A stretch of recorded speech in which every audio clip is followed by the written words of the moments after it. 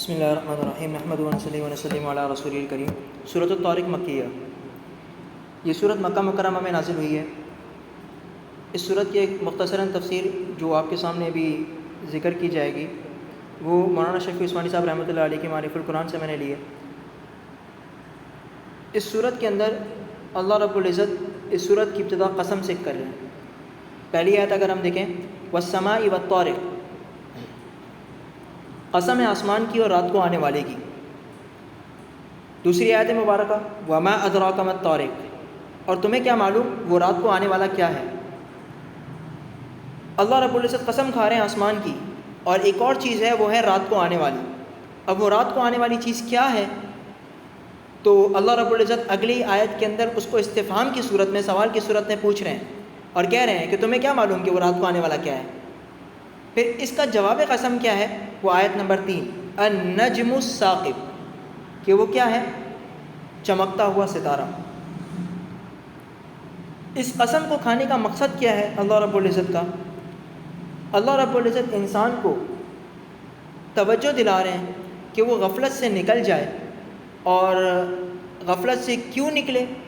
اس کی وجہ کہ انسان کو اللہ رب العزت کہہ رہے ہیں کہ تمہارے اوپر ایک نگران ہم نے مقرر کر رکھا ہے جو دیکھ رہا ہے کہ تم کیا کر رہے ہو، کس طرف جا رہے ہو، اللہ رب العزت کے بتائے ہوئے طریقوں پر چل رہے ہو یا اس کے خلاف ورزی کر رہے ہو۔ تو اگر یہ بات انسان کے ذہن میں نقش ہوگی اور اس کے ذہن میں یہ بات موجود ہوگی کہ میرا مالک جس نے مجھے پیدا کیا، میرا جو خالق، میرا جو صانع ہے، وہ مجھے دیکھ رہا ہے اور مجھے سن رہا ہے، تو پھر کیا ہوگا؟ وہ غفلت سے نکل کر اللہ رب العزت کے بتائے ہوئے طریقوں پر چلے گا۔ اگر وہ اس بات کو بھلا دے گا تو وہ غفلت میں ڈوب جائے گا، اور پھر اس کا بروز قیامت حشر کیا ہوگا؟ برے لوگوں میں ہوگا۔ النجم الثاقب سے مراد کیا ہے؟ روشن ستارہ۔ اب بعض مفسرین اسے کہتے ہیں کہ یہ اس سے عام ستارہ مراد ہے، مطلب تمام ستارے النجم الثاقب ہیں، لیکن بعض مفسرین کے نزدیک نجم الثاقب سے 2 ستارے مراد ہیں، ایک زحل کا اور ایک ثریا۔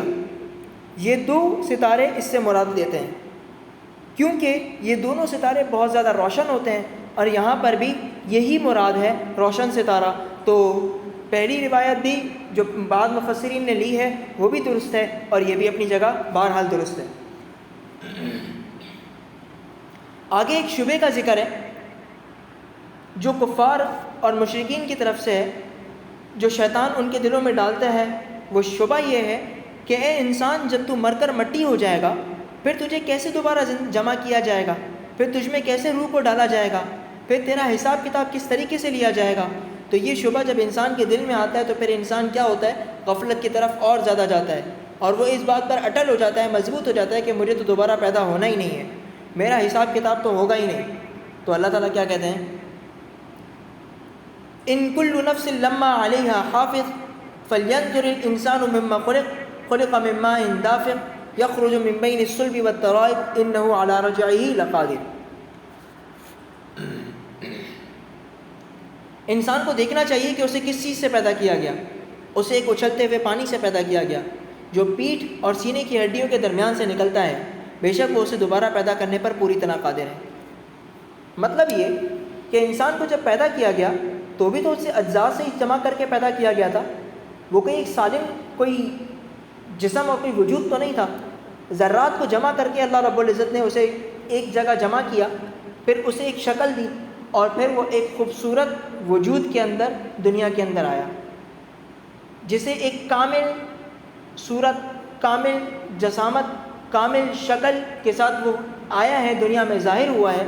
تو یہ پہلے ایسا تو نہ تھا۔ تو جس نے اس کو اس شکل میں پیدا کیا ہے وہ ذات قادر ہے کہ جب یہ مر کر فنا ہو جائے پھر وہ دوبارہ اسے جمع کرے اور اسے اکٹھا کرے، اور پھر دوبارہ اسے ایک وجود کی شکل میں لے کر آئے اور اس میں جان کو ڈالے۔ یہ وہ قادر ہے، وہ ذات قادر ہے اس بات پر۔ اگر یہ بات انسان کو سمجھ آ گئی تو پھر وہ گناہوں سے اپنے آپ کو بچائے گا اور نیکیوں کی طرف لے کے جائے گا۔